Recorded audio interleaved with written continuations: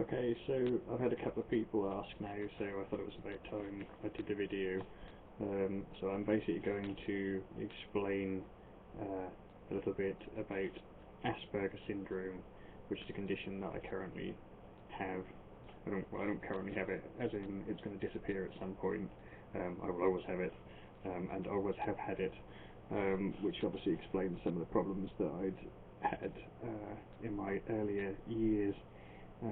Obviously, once you find out about a condition like this, you can then change your lifestyle accordingly, so and avoid situations that would normally have caused you problems. Asperger syndrome itself is on the autistic spectrum scale, which means that it affects quite a variety of functions. You can probably read a lot more than I can sit here and explain on the web, so I'm just going to run through the things that affect me and some small workarounds I've had to do to get around this. Most noticeably, socially, this affects me because I'm a little unsure of social cues and things, so it's difficult to know when you're talking too much to somebody or you're not talking enough. That can sometimes crop up in conversation where you can, not so much now because I'm beginning to recognise signs of it, but you can tell when you're talking to somebody and they blatantly look bored, and it's obvious because you're talking way too much. Obviously when I was younger, I was very into video games and books and things, so the problem with that is that you talk to somebody about this subject and you don't recognise when they're not really that interested, so you just run on and on and on, and as you think of new things to say, you add those to the list, so there's no kind of gap between when you stop talking and they start, and in some cases you just don't leave a gap at all, so they don't get a chance to ask you anything about the subject, and then you can happily drift from one topic to another, and before you know where you are, you've spent 3 hours talking to somebody, and then you feel really tired because you've exhausted yourself. So yeah, that's not so much anymore. You learn to recognise certain signs. You know, people yawning at you, shuffling their feet, you know, physically taking steps to walk away from you towards the door. You can tell they don't want to be here anymore. Yeah, it's not that bad, but you get the point. Next one is light sensitivity. I have a varying light sensitivity. Generally that seems to be on really bright summer days. I can't see very well at all. Everything seems over bright. The best way of describing it actually is if you take your TV and you turn the gamma and the contrast and the brightness way up high, so everything's practically whited out. That on a bad day that can look like that, so everything's over bright and I can't keep my eyes open for more than a few seconds and try and take it all in, and it burns on the back of my retina as well, and that can be quite difficult because you can't always see what's going on, so I have to wear sunglasses a lot, which does not help because I'm short-sighted, so I can't see where I'm going or the people I'm with. So you go into town with a group of people, they go off to do something and you arrange to meet them somewhere else and you can't see them. That can be quite tricky, but you get around it. I have a large selection of summer hats, but yeah, that's annoying. General day-to-day light isn't too bad. If I'm tired or stressed, that can seem over bright and that can cause some problems. Noise sensitivity, everything is over loud anyway, all the time. I got used to that because as a kid I just assumed that was the way everything was. Everything was really loud. Well, like when you get a motorbike shoot past you really quickly and it blares out, the noise is really loud and sort of intrusive. Yeah, that makes me jump a lot, which is still really annoying. Often I don't hear it though because all the noise, the volumes of everything is at the same level.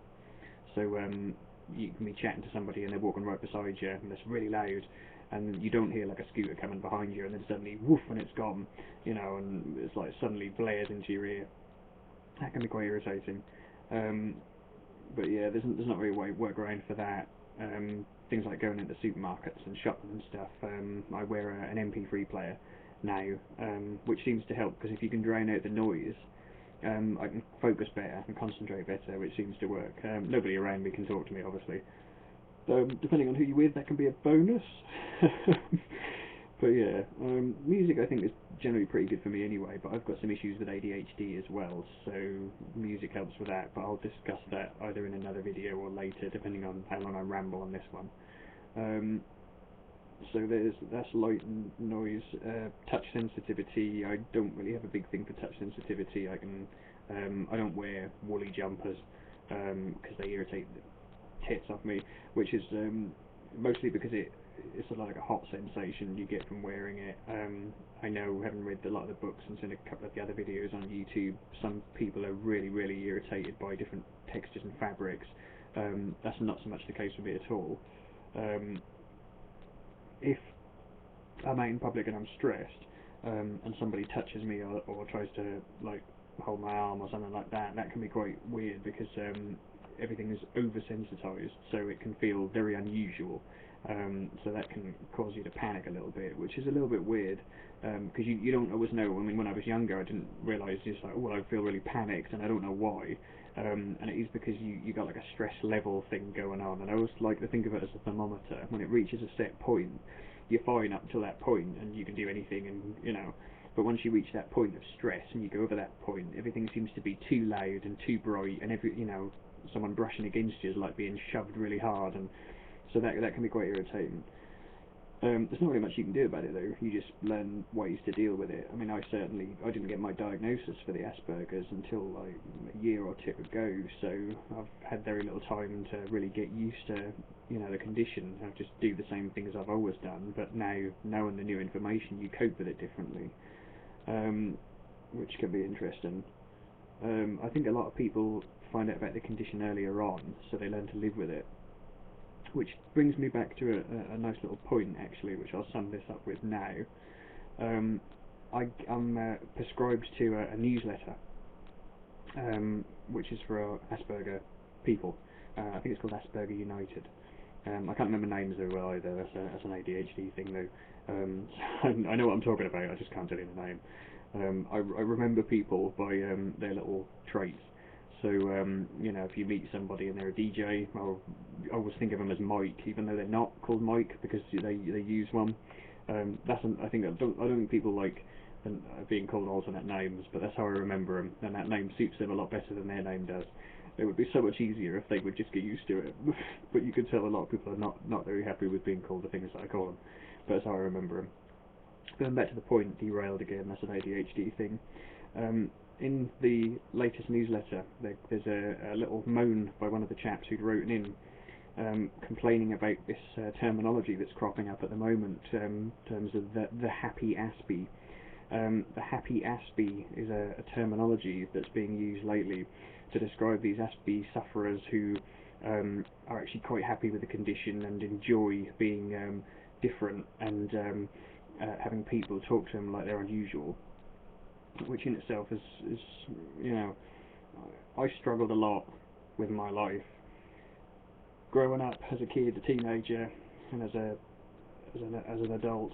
And there's a lot of situations you get into and you just don't understand, or you get stuck, or people aren't treating you the same as other people, and or you can't take certain noises. I mean, I've walked out of a doctor's waiting room because after 10 minutes of being in there, I couldn't stand the noise of the air conditioner anymore because it was this low-pitched buzzing hum, and after a while it drives right into the base of your skull.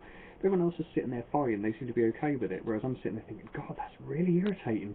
And after a while you can feel it grinding into your teeth. And I had to walk out because I felt quite ill. But you see, that's not normal behaviour for a lot of people, so people don't understand, and because you try and tell people this, and they don't understand, they don't get it. Very difficult. But yeah, some people seem to be quite happy with the label of Aspie. They seem quite happy, oh yes, well my brain works differently, you see, and they seem quite chuffed about it, and that to me, we're all different. There are lots of different people in the world, and these people are different because of different attributes. Some people are better at visual thinking and others are better at linguistic thinking.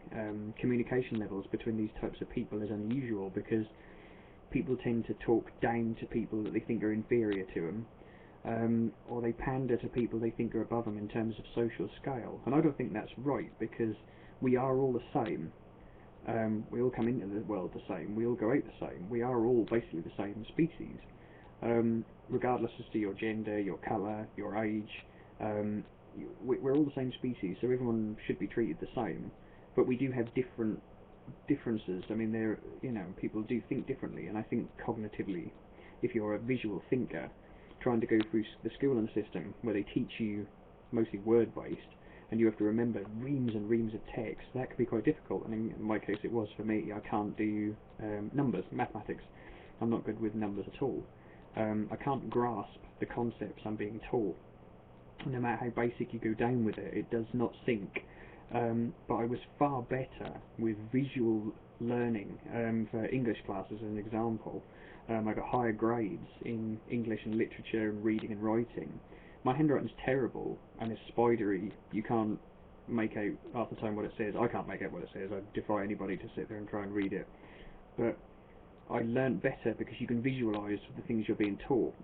And I read a lot when I was little, so with an active imagination you can visualise things better if it's done verbally. But lots of people can't, so anyway, I'm going to wrap this video up because I've whittled on for far too long already, and probably could for hours.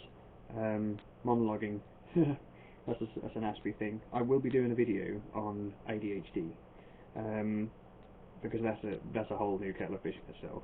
So yeah, thanks for watching.